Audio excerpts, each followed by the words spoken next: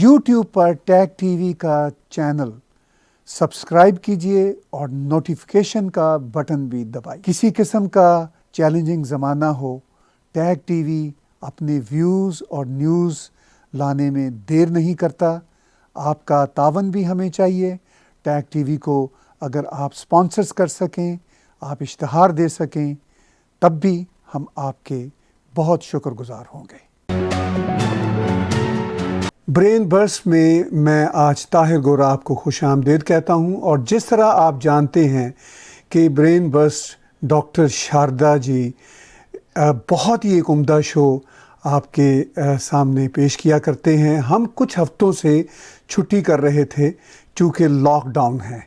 Lockdown पहले भी थे, आज भी हैं, मगर ज़िंदगी लॉकडाउन नहीं है, ख़यालात लॉकडाउन नहीं है। डॉक्टर शारदा जी इस वक्त वर्चुअल स्टूडियो में मेरे साथ मौजूद हैं, टेलीफोन लाइन पर। डॉक्टर साहब, कैसी कैफियत है इस वक्त? आप सुनाइए, हाउ आर यू? और जितने भी हमारे श्रोता हैं उन सबको भी हम हमारी तरफ से शुभेच्छाएं और उम्मीद करते हैं कि वेयर एवर दे आर जी they are taking life very easy, क्योंकि लाइफ बड़ी टफ हो जाती है जब इंसान घर में लॉकडाउन हो जाता है। कई किस्म की मेंटल प्रॉब्लम्स जो हैं वो आमने सामने आ जाती हैं, क्योंकि जिंदगी में जो परिवार भी है वो कभी इस तरीके से बंद होकर नहीं रहा। हाँ जी, जब बंद होके नहीं रहता तो फिर ताहिर साहब कहीं ना कहीं ये प्रॉब्लम पड़ जाती है कि भाई अल्टीमेटली एडजस्टमेंट कैसे हो। कई बार एडजस्टमेंट नहीं होती। मैं आपको सिंपल जो फिगर्स हैं मतलब जब 1917 और 18 में स्पेनिश फ्लू आया था जी, तो उसके बाद जब स्पेनिश फ्लू खत्म हो गया मिलियंस ऑफ लोगों की जानें लेकर, तो उसके बाद 10 से 15% डाइवोर्स बढ़ गए, क्योंकि उस वक्त भी जो था तकरीबन लॉकडाउन था हर एक के पास। That's number one. Number two, second world war में जब लोग घर में बैठ गए तब भी ये परेशानी, सोशल प्रॉब्लम आई। हाँ जी, तो जब भी इस किस्म की कोई मुसीबत आती है जिसमें फाइनेंशियल एस्पेक्ट बहुत बड़ा रोल प्ले करता है, तो कहीं ना कहीं जाके जो हमारा सोशल स्ट्रक्चर है उस पर बहुत इम्पैक्ट पड़ता है। तो आई जस्ट विश कि लाइफ को इजी लीजिए। लाइफ जो है ये अभी तो पता नहीं कब तक चलनी है। इंसान जब से इस दुनिया में आया तब से पहली बार इस किस्म की वायरस का प्रकोप हम देख रहे हैं। तो I just wish all of you the best and take the instructions of the medical staff. जो मेडिकल डॉक्टर्स कहते हैं, जो साइंटिस्ट कहते हैं, उसको प्लीज फॉलो करने की कोशिश करिए। ये हमारा टैग टीवी की तरफ से आपको बार बार रिक्वेस्ट है कि जैसे वो कहते हैं वैसे आप करिए। जहाँ सोशल डिस्टेंस है वहाँ सोशल डिस्टेंस रखिए। जहाँ पर उन्होंने थोड़ा बहुत आपको खोला उसके बाद भी आप थोड़े से अपने प्रिकॉशंस लीजिए। इंसान को अपनी लाइफ को प्यार करना बहुत जरूरी है और वो तभी हो सकता है जब आप फुल प्रिकॉशंस जो है वो लेके चलेंगे। डॉक्टर साहब, आपने कहा कि ये जो लाइफ है वो तो चलती रहनी है और पेंडेमिक का सिलसिला या ये जो वबाएं होती हैं ये भी आती रहती हैं। आपने स्पेनिश फ्लू का जिक्र किया, उससे पहले प्लेग का मसला हुआ, और ये तो हमारी नून हिस्ट्री है। जो अननून हिस्ट्री है उसमें पता नहीं इंसान किस तरह की आफात से गुज़रा, मगर ये बात वाकई सच है कि ज़िंदगी का जो माया है या जो ज़िंदगी का जो मादा है वो तो बहते ही रहना है। लेकिन 21वीं सदी में आप मेरे से भी चंद साल बड़े हैं, मैं भी अब बूढ़ा होता जा रहा हूँ। नहीं नहीं नहीं, अभी तो मैं जवान हूँ। जी जी, आप जवान हैं, मैं आपकी तरफ से बोल रहा हूँ। तो डॉक्टर साहब, ये जो सारी सूरत हाल है, इस तरह की सिचुएशन आपने अपनी ज़िंदगी में बहुत पेंडेमिक, मलेरिया, फ्लू कई तरह के बीच में आते हैं। स्पेनिश फ्लू तो खैर बहुत बड़ा पेंडेमिक था, लेकिन बीच में ये जो फ्लू चलते हैं ये भी है। और आप वैसे भी एक वैदिक डॉक्टर हैं, आप की नेचुरल पैथी पे बहुत गहरी नज़र है, आप एक प्रैक्टिसिंग होम्योपैथिक डॉक्टर भी हैं। तो इस सारी सूरत हाल में ये आपके लिए एक बिल्कुल डिफरेंट चैलेंज नहीं था? ये मेरे लिए नहीं, सारी दुनिया का ही पहली बार चैलेंज है। ये दुनिया में आज तक इस किस्म की वायरस नहीं आई। आज तक दुनिया में ये कभी नहीं हुआ कि सारी दुनिया लॉकडाउन हो जाए। देखिए, 1-2 कंट्री, 5-7-10 कंट्री लॉकडाउन हो जाए जहां पर ये महामारी आती है, लेकिन सारी दुनिया पे इसका इफेक्ट हो। मैं आप ताहिर साहब पता नहीं मेरे से एग्री करें या ना करें, लेकिन मैं ये समझता हूँ कि इसमें बहुत बड़ा ह्यूमैनिटी को कत्ल करने में चाइना का हाथ है। चाइना ने लोगों को जो इग्नोरेंट रखा, ये उनके लिए मैं समझता हूँ कि सारी उम्र भी वो पे नहीं कर सकते जो उन्होंने जुल्म किया है सारी दुनिया के ऊपर। उनको अगर वो पहले देखिए, उनको नवंबर में पता चल गया था कि ये जो बीमारी है किस किस्म की है। अगर वो दुनिया को वार्न कर देते तो जो आज आप 1.5 लाख के करीब मौतें हो चुकी हुई हैं, 2 मिलियन के करीब आदमी जो है इससे सफर कर रहे हैं, इकोनॉमिकली सारी दुनिया का भट्टा बैठ गया है जी, जिसको लगेंगे 3-4 साल शायद 5 साल दोबारा उस लेवल पे पहुंचने पे जिस लेवल पे जहां से हम नीचे आना शुरू हुए। तो मैं तो यही मानता हूं कि इस किस्म का पेंडेमिक आज तक किसी इंसान ने ना देखा है, और होप करते हैं कि ये 100 साल में इस किस्म का एक पेंडेमिक आता है जी। हाँ जी, 1800 में आया, फिर 1900 में आया, फिर अब आया। तो ये 100 साल में एक बहुत बड़ा पेंडेमिक आता है, और छोटे पेंडेमिक जिसमें जैसे सार्स आई, एबोला आई, हाँ जी, H1N1 आई, हाँ जी, उन्होंने भी इफेक्ट किया। उस वक्त भी लोग बहुत घबरा जाते हैं, लेकिन वो इम्पैक्ट जो था वो सारे वर्ल्ड के ऊपर नहीं था। That was limited to certain areas. जैसे इबोला जो था, that was certainly limited to the African countries, वहीं पर उसको दबा दिया गया। कुछ लोगों को इफेक्ट हुआ, थोड़े बहुतों को बाहर नहीं। सार्स का इफेक्ट जो है, यस, 2003 में वो दुनिया के ऊपर थोड़ा सा हुआ, उसने कुछ जाने ली। लेकिन इस किस्म का पेंडेमिक जो हम आज देख रहे हैं, ये तो आउट ऑफ दिस वर्ल्ड है। इंसान की मतलब सोच के बाहर है कि ये जो एक किस्म का रेस्पिरेटरी जो डिजीज है, ये ना तो हवा से लगती है, लेकिन एक दूसरे के साथ बैठने पर, टच करने से ये बीमारी एकदम बढ़ जाती है। और जहां 20 आदमी हो, वहां पर एक आदमी कोविड-19 का आ जाए तो वो 20 के 20 अफेक्ट हो सकते हैं। तो ये जो इसका इम्पैक्ट है ना, ये बहुत ही मैं समझता हूँ सीरियस इम्पैक्ट है, एंड वी शुड सी कि हाउ इट इज हैपनिंग। देखिए, एक country like America which is number 1 in the world, जी जी जी, वहां पे अब 40,000 के करीब डेथ हो चुकी है। एक्सपेक्ट किया जा रहा है कि 60 to 70,000 पे रुक जाएंगी। मुझे तो अभी लगता है कि अभी तो वहां पर कुछ ऐसे एरियाज हैं जहां पर अभी कोविड-19 ने अपना जो है जो जोश है वो दिखाना है। जी जी। तो डॉक्टर साहब, ऐसे ही दुनिया में डिफरेंट एरिया जी जी, अगर हम चलें तो कई वेव्स आने का खतरा है ना, इसका मतलब ये है। नहीं, देखिए, अगर जो फ्लू है या जो और वायरस डिजीजेज हैं वो एयर से भी आती है। ये एक अकेली ऐसी महामारी है जो एयर से नहीं आती। यानी एयरबॉर्न नहीं है, आप ये कहना चाह रहे हैं? हाँ जी, बिल्कुल एयरबॉर्न नहीं है। Right right.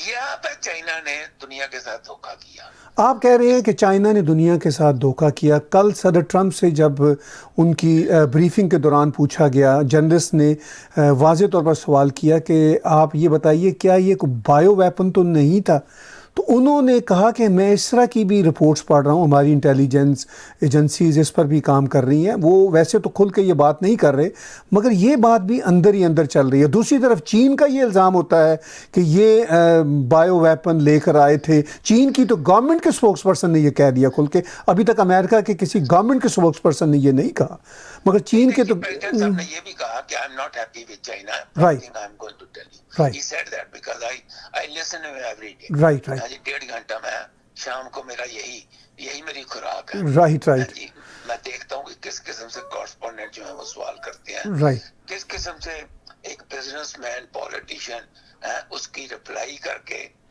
उसको तोड़ मरोड़ के अपने हिसाब से पेश कर देते हैं। तो ये दुनिया में सब जगह पे ही ऐसे हो रहा है। हर आदमी ये कोशिश कर रहा है ये कहने की जो मैं कर रहा हूँ वो सबसे बेस्ट है, आप इसको एक्सेप्ट करें। लेकिन अल्टीमेटली ताहिर साहब, एक बात तो ये है कि अगर नवंबर में जैसे उनको पता चल गया था चाइनीज को जी कि भाई ये पर्सन टू पर्सन डिजीज है, तो वो लोगों को, सरकारों को, वर्ल्ड की सरकारों को वार्न कर सकते थे। उन्होंने तो WHO को भी फरवरी तक बेवकूफ बना के रखा। हालांकि WHO के लोग वहां चाइना में गए और बल्कि आगे उन्होंने तारीफ की कि जिस तरीके से चाइना इसकी लड़ाई लड़ रहा है ये तो बहुत अप्रिशिएबल है। तो वो क्या WHO के लोगों को चाइना ने बेवकूफ़ बनाया या वो खुद उनके एक तरह से स्पोक्स पर्सन बने हुए हैं? देखिए, चाइना ने उनको बेवकूफ बनाया और चाइना ने उनकी हो सकता है बहुत ज्यादा खातर खुतर की हो और वो उनके स्पोक्स पर्सन बन गए। अब दुनिया में देखिए, जब डोनाल्ड ट्रंप ने उनके सारे पैसे जो है बंद किए हैं, 450 से 500 मिलियन डॉलर अकेला अमेरिका देता था, अब वो जब बंद किए हैं जी, तो तब उनको भी होशियारी और दुनिया को भी होशियारी है कि चाइना जो है, he has exploited the world from day one.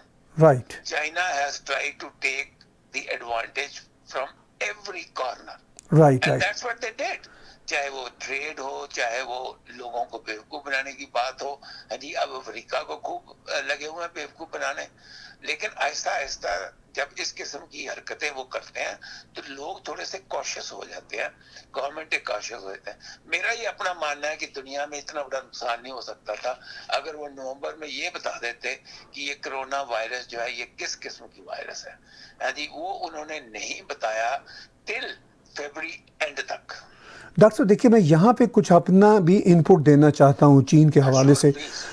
मुझे यूँ लगता है डॉक्टर साहब कि बदकिस्मती से दुनिया जो है कई दहाइयों से, कई डिकेड से ना, वो एक ऐसी पॉलिटिकल करेक्टनेस का शिकार होती चली जा रही है जिसकी वजह से जो कम्युनिस्ट आइडियोलॉजी है वो मल्टीकल्चरलिज्म के नाम पे और विक्टिमहुड का कार्ड खेलने के नाम पे वो दुनिया के असूलों को पमाल कर रही है। इसमें अमेरिका के जो लेफ़्ट के तबके हैं या वो जो हैप्पी किस्म के तबके हैं वो भी बड़े कसूरवार हैं इसके। जैसे ख़ुद ओबामा ने वर्ल्ड ट्रेड ऑर्गेनाइजेशन में जिस तरह चाइना को लीडिंग रोल दे दिया, उसमें मैं सिर्फ ओबामा की बात नहीं करता, ऐसे क्लिप्स मौजूद हैं।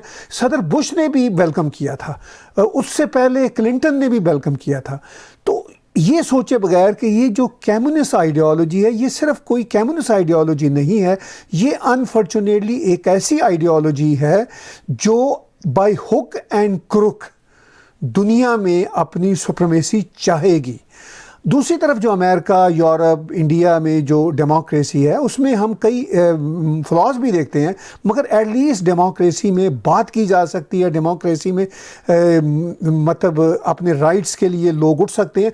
लेकिन डेमोक्रेसी, ये जो लिबरल्स डेमोक्रेसी है वेस्ट की, इंडिया की, इससे फ़ायदा उठाते हुए लिबरल्स ने और फिर इस्लामिस्टों ने ऐसा प्ले अराउंड किया कि जिसकी बिना पर अब दुनिया का जैसे सत्यानाश है ना वो हो चुका है। डॉक्टर साहब आप इस बात को कैसे ले लेते हैं? देखिए, मैं तो हमेशा ये कहता हूँ, ये जो स्यूडो कॉमरेड्स, स्यूडो इंटेलेक्चुअल्स जो ये समझते हैं, और जितने ह्यूमन राइट्स, सबसे ज्यादा नुकसान ह्यूमन राइट्स के ग्रुप्स ने किया है, क्योंकि वो ह्यूमन राइट्स के ग्रुप वो ह्यूमन राइट्स नहीं थे, वो लोगों को एक तरफ तबाही की तरफ लेके जाने वाले लोग थे।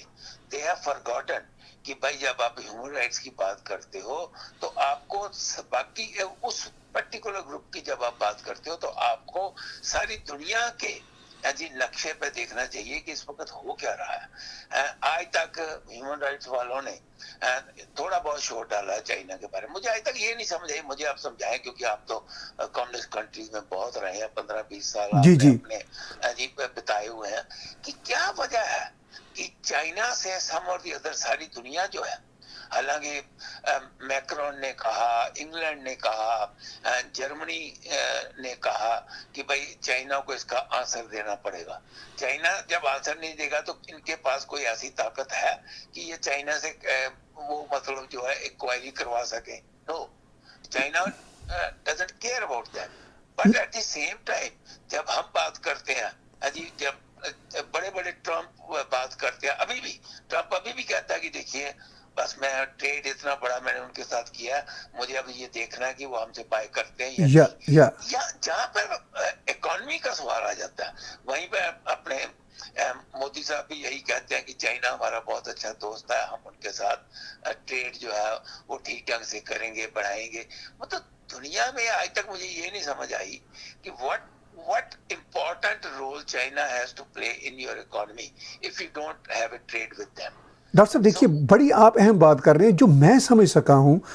ये जो ट्रेड का चक्कर है, अब दुनिया को होश के नाखन लेना चाहिए कि वो जो चाइना से म्यूचुअल बेनिफिट ट्रेड के नाम पर लेना चाह रहे हैं, अब उसी चाइना ने, चलिए हम अभी तक ये सबूत नहीं है कि बायो वेपन था, मगर ये बात तो तय है कि चाइना ने एक झूठ बोला, पूरी दुनिया की इकॉनमी बर्बाद कर दी। तो अब जो पूरी दुनिया चाहती है कि हम अपनी इकॉनमी चाइना के साथ मिलकर बिल्ड करेंगे, उनको ये तो आज तो सोच लेना चाहिए इस सिचुएशन में कि भाई चाइना ही तो है जिसने पूरी दुनिया की इकॉनमी को बर्बाद कर दिया है। शायद उसकी अपनी फिर खड़ी हो जाए इकॉनमी। यही बात तो मैं बार बार कह रहा हूं कि हो सकता है ये उन्होंने इंटेंशनली किया हो। That's what I want to come on the point. बिल्कुल ठीक है। और ये बड़ी अब सीरियस डिबेट चल रही है दुनिया में, सिर्फ आप और मैं नहीं कह रहे। और डिबेट जो है, डिबेट चलती रह जी, डिबेट में से निकलना क्या आखिर में, फिर जब ट्रेड की बातें होनी है। आज भी हमारे हवाई जहाज जो है, कनाडा के लोग आज भी वहां बैठे हुए हैं, ऑर्डर जो है वो अपने सामने हवाई जहाजों में भरवा रहे हैं, यहाँ पर आ रही हैं जो चीजें हैं जी। तो वो आज भी वहां पर बैठ के, आज भी डॉक्टर्स कहते हैं जी बस चाइना से जो है एक हवाई जहाज चल रहा है, वो यहाँ पर टोरंटो में उतरेगा, ये सारे फेस मास्क आ जाएंगे, ये सारे ग्लव्स आ जाएंगे, सब कुछ आ जाएगा।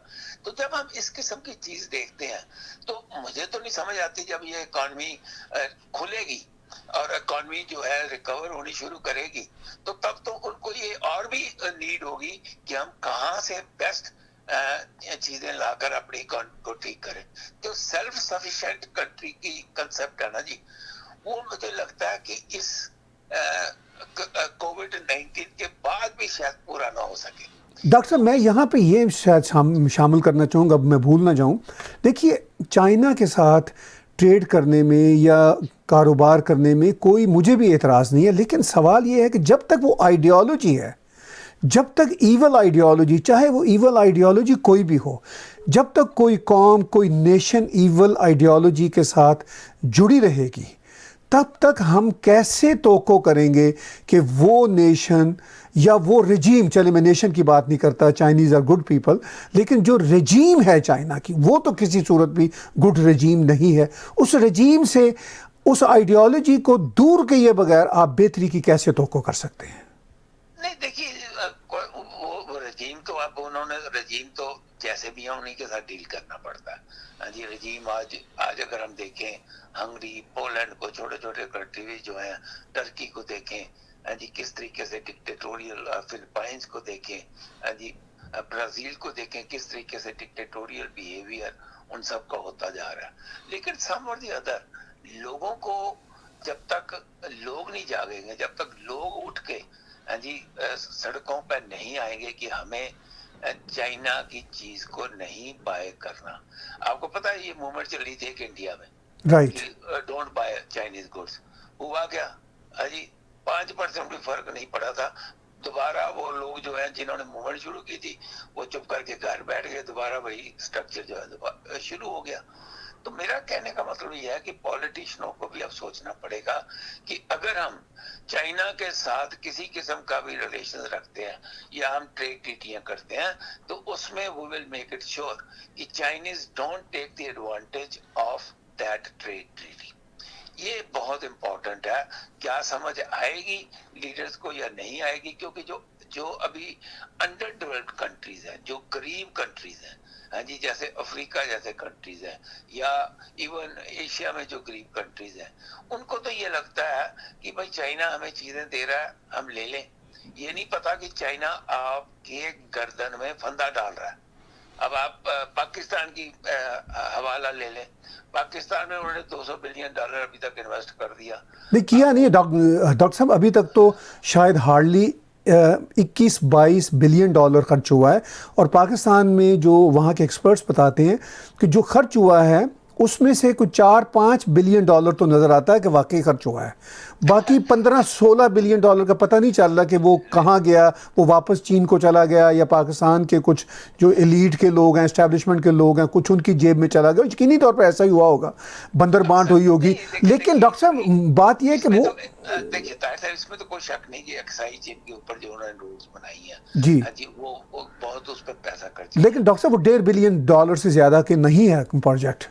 और जो पोर्ट वहाँ पर डेवलप हो रही है उसके ऊपर भी पैसा खर्च किया। हाँ वो भी डॉक्टर साहब देखिए, पावर प्लांट्स हैं कुछ वहाँ पे खर्च हुआ है, कुछ ये सड़क जो कोई प्रॉब्ली 170-180 किलोमीटर की अभी तक बनी है उस पर हुआ। लेकिन बहरहाल वो खुद पाकिस्तान के डॉक्टर साहब कंसर्न हैं, जो आपको मुझे बताया जाता है मीडिया पे वो तो और दास्तान है। पाकिस्तान के खुद अपने कंसर्न है कि हमारी अपनी सोवरेनिटी चली जाएगी, लेकिन पाकिस्तान की इस्टेब्लिशमेंट या पाकिस्तान की रजीम इस पोजीशन में नहीं है, वो अमेरिका उनको अपनी गोद में वापस नहीं ले रहा जिस तरह पहले लिया करता था। चीन बड़ा ही एक जिसे कहते हैं खौफनाक शिकंजे फैलाए हुए कंट्री है, वो उनको सांस नहीं लेने देता। तो अगर हम अपना पाँव पाकिस्तान के जूते में डालें तो हमें पता चलेगा कि पाकिस्तान क्या करे। मेरा ख्याल है अब हम बात करते हैं डॉक्टर साहब, ये जो इम्पैक्ट है कोरोना वायरस का साउथ एशियन पॉलिटिक्स पे, क्योंकि हमने बात उस तरफ मोड़ ही दी है तो उस तरफ भी आते हैं। अब देखिए जैसे भारत में बहरहाल ये बात तो है कि लॉकडाउन जो मोदी जी का था वो काफ़ी मतलब कठिन भी रहा, लोगों को मुश्किलात भी हुई, मगर उसका फ़ायदा हुआ। एक 1.3 बिलियन लोगों के कंट्री में अभी तक जो केसेस सामने आए हैं 14-15 हज़ार कन्फर्म केसेस सामने आए हैं। On the other hand 300 million लोगों के अमेरिका में कोई 6 लाख कन्फर्म केसेस सामने आ चुके हैं। आप कैसे देखते हैं सूरत हाल को? देखिए मेरा ख्याल है कि मोदी साहब ने इस जो हिंदुस्तान को लॉकडाउन किया वो बहुत ठीक टाइम पे कर दिया। अभी वहां पर ये जो कोविड-19 का असर अभी शुरू ही हुआ था, हालांकि इकोनॉमिकली बहुत ज्यादा इफेक्ट पड़ेगा आने वाले टाइम के ऊपर, लेकिन कंट्री को बंद करना बहुत जरूरी था। मैं इसमें स्टेट्स की भी बहुत तारीफ करता हूँ कि स्टेट्स ने भी जो है बकायदा हाँ जी मोदी सरकार को पूरा साथ दिया और उन्होंने भी अपनी स्टेट्स के ऊपर बहुत सख्ती से इसको लागू करवाया। तो नहीं तो आर्मी से लागू करवाना पड़ना था, तो उन्होंने अपने एक अच्छे टाइम पर कदम जो उठाया गया और उस कदम का रिजल्ट जो है वो आज हम देख रहे हैं कि दुनिया के साइंटिस्ट भी हैरान है कि उस जैसी कंट्री जी जहाँ पर गरीबी बहुत है, जहाँ पर लोग आज भी झोंपड़ियों में इकट्ठे रहते हैं। आप धारावाही देख लीजिए जो बॉम्बे में दुनिया का सबसे बड़ा स्लम है, जहाँ पर 1 किलोमीटर में 2.5 लाख लोग रहते हैं जी, वहां पर 4-5 केस हुए। अगर ये जैसे न्यूयॉर्क में हुआ तो वो तो 2.5 लाख में से कम 1 लाख लोग जो है वो बीमार हो जाता। लेकिन कैसे वहां पर वो कोविड-19 ने अपना इफेक्ट नहीं दिखाया, कैसे उसने लोगों को बचाया हुआ है, उसमें तो तारीफ करनी बनती है कि यस मोदी साहब ने ठीक टाइम पर जो है वो डिसीजन लिया। लेकिन जो ये इस किस्म के जो मैंने आपको अभी बताया जी, जो इस किस्म की झुग्गी झोंपड़ियों का वहां पर सिलसिला है, ये कब तक बचेगा नहीं बचेगा, यहाँ पर साइंटिस्ट जो है वो सारे वर्ल्ड के बहुत हैरान है कि actually what is the reason behind it. वो साइंटिस्ट तो यहाँ तक कहते हैं कि जो वहां पर गरीब आदमी है उनका इम्यून सिस्टम इतना स्ट्रांग है कि चाहे वो पत्थर लोहा जो मर्जी खा लें वो ठीक रहते हैं। तो अब ये एक डिबेटेबल पॉइंट है। बात तो ये है कि yes government took the right decision at a right time. जी on the other hand doctor साहब हम देखते हैं कि पाकिस्तान में बात तो पाकिस्तान के प्राइम मिनिस्टर इमरान खान बहुत कर रहे हैं, मगर बदकिस्मती से वहाँ पर एक तो मेडिकल फैसिलिटीज़ भी कोई बहुत बेहतर या मॉडर्न नहीं है। दूसरा, मैं इमरान खान पाकिस्तान के प्राइम मिनिस्टर की आज ही तकरीर सुन रहा था, वो ये भी कह रहे थे कि खुद इस बात का इस खदशे का इजहार कर रहे थे। वो कह रहे थे कि हमें खदशा ये था कि अब तक हॉस्पिटल्स पाकिस्तान के भर चुके होंगे मरीज़ों के, लेकिन वो बुरा हाल नहीं हुआ। वो अब ये वार्निंग दे रहे हैं कि 15 मई से 30 मई के दरमियान बड़ा नाजुक वक्त है, उसमें हॉस्पिटल भर सकते हैं। यानी जो नाजुक वक्त पूरी दुनिया के लिए, ये सिर्फ पाकिस्तान की मैं बात नहीं कर रहा, अमेरिका के लिए भी था कि जो इतनी डेथ्स हुई हैं, ये एंटिसिपेशन जितनी वो कर रहे थे उससे कम हुई हैं। तो क्या ये भारत, पाकिस्तान, अमेरिका सब में ये ख़तरा है कि जो नहीं हो सका अब तक वो मई के 15 मई से 30 मई तक हो सकता है? आपकी क्या नज़र है इस मसले पर? नहीं, मैं ये समझता हूँ जहाँ पर स्टेप्स लिए गए हैं वहां पर तो इस किस्म का खतरा जो है उसको थोड़ी सी रुकावट उसमें आई है। लेकिन अगर आप कंट्रीज को खोलना शुरू कर दोगे और कंट्रीज जो है वो कहें जी अच्छा अब इस कंट्री को खोल दो, जैसे कि अब 4 मई के बाद इंडिया में क्या होगा हु नोज, वो कंट्री खुलेगा नहीं खुलेगा, कब तक आप एक कंट्री को बिल्कुल बंद करके रख सकते हो? यही प्रॉब्लम जो है ट्रम्प साहब की बहुत बड़ी मेंटल प्रॉब्लम है। वो बिजनेसमैन कम पॉलिटिशियन है, उनको ऐसा लगता है कि अगर कंट्री क्लोज हो गया तो कंट्री तो जो है बिल्कुल तबाह हो जाएगा इकोनॉमिकली। तो ये बहुत लीडर्स ऐसा सोच रहे हैं।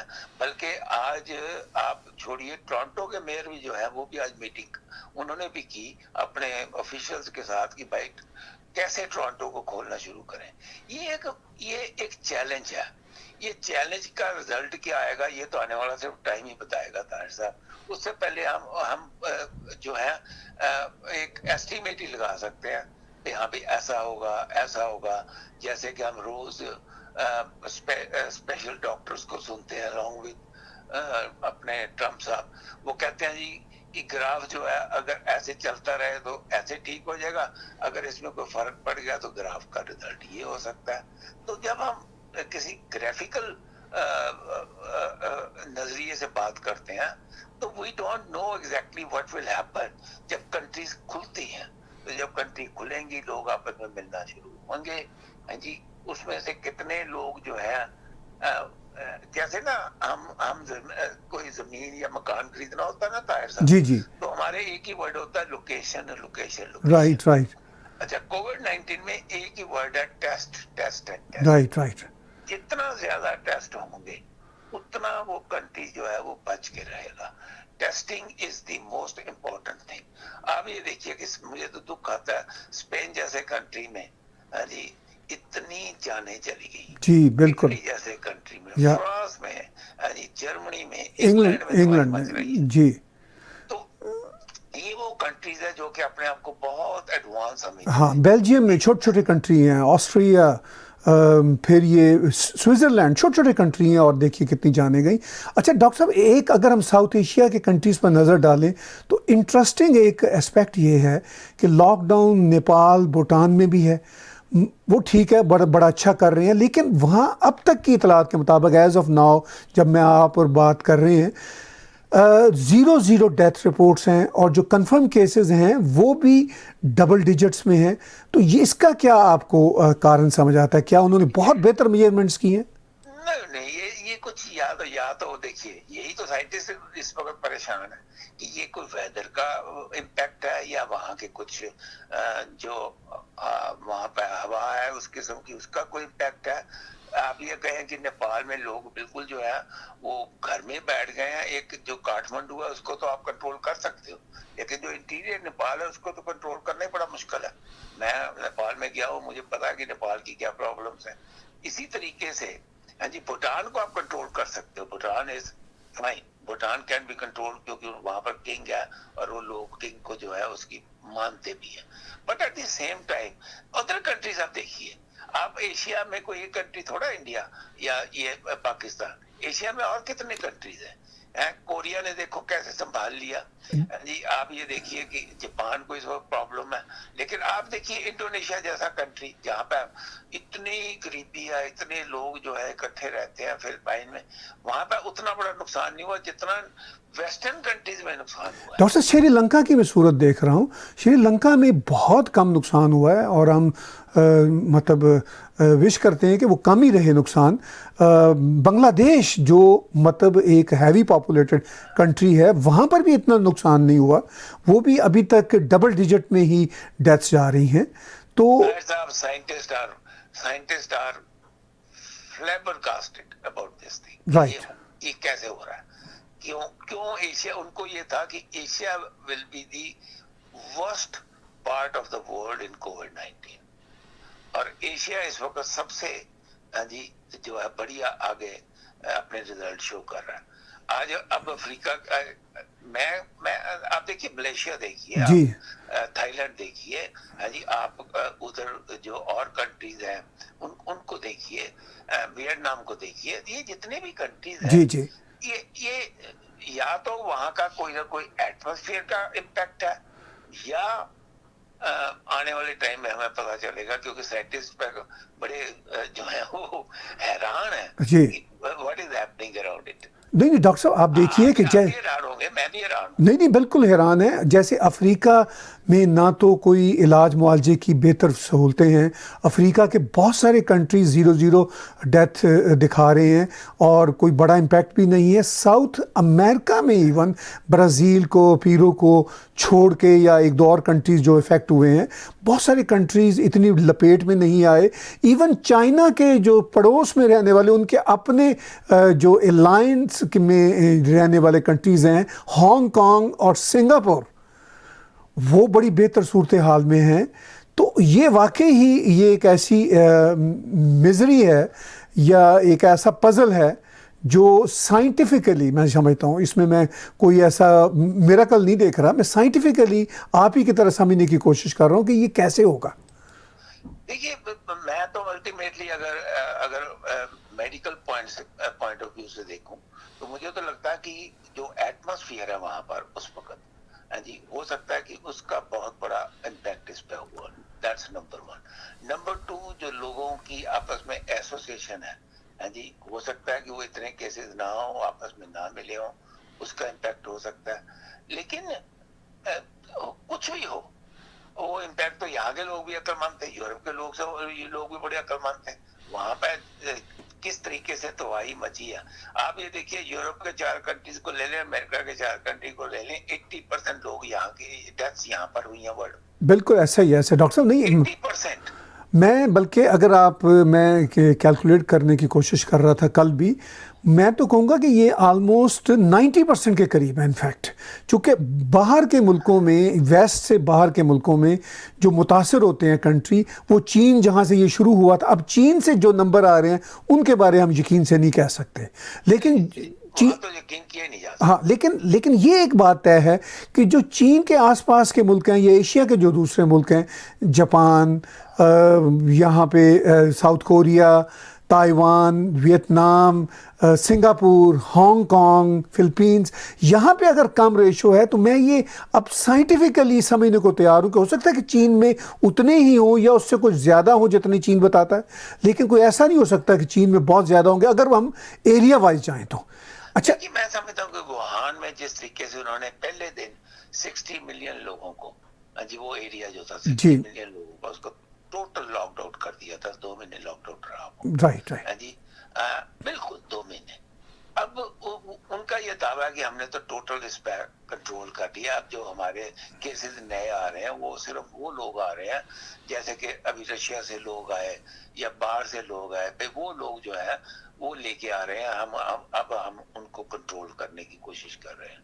लेकिन बाकी कंट्रीज भी जो है वो लेसन तो सबने लर्न किया ना।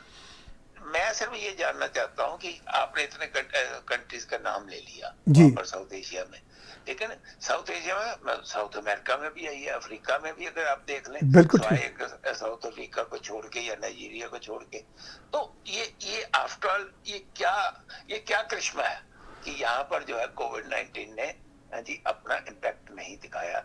ये तो ताहिर साहब आने वाले टाइम पर ही पता चलेगा। अभी तो हम जो है जो इमेजिनेशन ही कर सकते हैं, इमेजिन ही कर सकते हैं कि क्या वहां पर क्यों नहीं हुआ या कैसे नहीं हुआ। वी विश कि ना हो। जी बिल्कुल बिल्कुल। ये क्लियर कर दें कि वी विश वहां पर ना हो। जिस तरीके से वो चल रहे हैं इसी तरीके से वो चलते रहे, ताकि दुनिया का एक खास हिस्सा जो है वो गरीब भी है। अफ्रीका तो बहुत गरीब है जी, वो बेचारा बचा ही रहे, वहां कुछ हो गया। हालांकि कल रिपोर्ट आई है कि आने वाले बाय द एंड ऑफ मतलब से 15 मई तक एक्सपेक्ट किया जा रहा है कि 1 लाख आदमी जो है वो इसका इम्पैक्ट पड़ेगा कोविड-19 का अफ्रीकन के ऊपर। So let us see how it works out. I have no idea sir मैं आपको बताऊं कि ये कैसे हो रहा है, कैसे नहीं हो रहा, I have absolutely no idea. लेकिन ये है कि हैरानी करने वाली बात भी है और खुशी की बात भी है। डॉक्टर मैं नहीं साहब, कहता, खुशी की भी बात है ताहिर साहब। नहीं नहीं, बिल्कुल ठीक कह रहे हैं आप।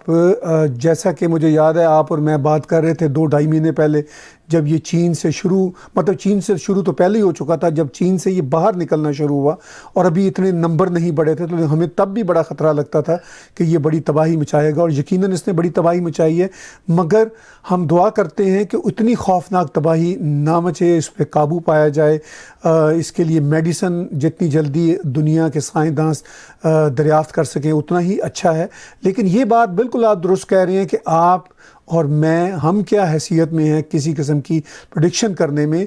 दुनिया के जो वर्ल्ड लीडर्स हैं, जब ट्रम्प साहब डेली प्रेस ब्रीफिंग करते हैं तो वो खुद अपनी ज़ुबान नहीं बोल रहे होते, उनको डॉक्टर्स भी फीड कर रहे होते हैं, पूरा डाटा उन तक पहुंच रहा होता है, और इसके बावजूद वो एक ही जवाब देते हैं कि I don't know, I don't know. और वो मैं समझ सकता हूँ कि वो वाकई ही कोई भी नहीं कह सकता यकीन के साथ कि ये सूरत हाल कैसे काबू में आएगी। चलिए, अब वी जस्ट होप ताहिर साहब कि आने वाले टाइम में इस पर कंट्रोल हो। कुछ मेडिसिन जो है वो निकली भी हैं, कुछ इनकी वैक्सीन जो है वो ऑक्सफोर्ड यूनिवर्सिटी वालों का दावा है कि हमने 1000 आदमी के ऊपर एक्सपेरिमेंट शुरू कर दिया।